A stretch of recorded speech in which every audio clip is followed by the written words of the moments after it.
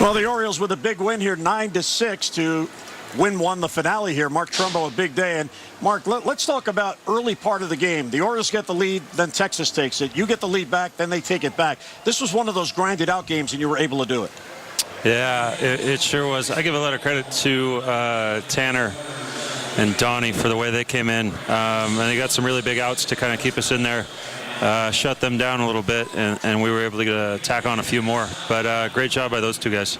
Well, you know, I was reading in the Baltimore Sun this morning. They were talking about the fact that Manny's not here, Scope's not here, so you're going to become more of a leader, which I always thought you were doing already. But when you came up with the Angels, who was the guy that you learned from that, you know, maybe took you aside if you were struggling or whatever? And I know you can certainly play that role here.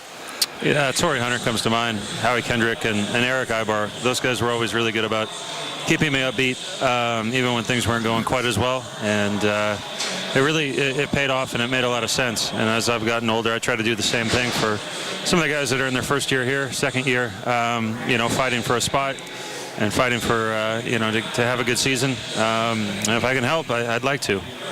Now, Mark, is it helpful to you that the Orioles bring in a player like Jonathan Villar, one of the players they got back for Scope? He's a veteran. He wants to play. He's happy to be here. And in 4 games, he's off to a fantastic start. A lot of energy he brings to the game. Yeah, you're right about that. He looks dynamic. He looks like a great athlete.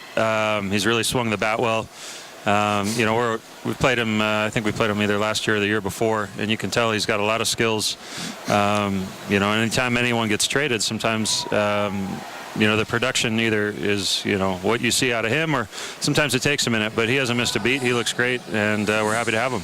And the other thing, and to leave you with a little text from Baby Puppy, Ryan Flaherty, our favorite, he got back to me. He goes, "Tell Mr. T, nice little afternoon." And he's healthy, not playing a lot, but he's on a team that's in contention, so he sends his best. I appreciate that. Thanks, Ryan. All right, Mark, we appreciate the visit. Congratulations on a big game. Thanks, guys.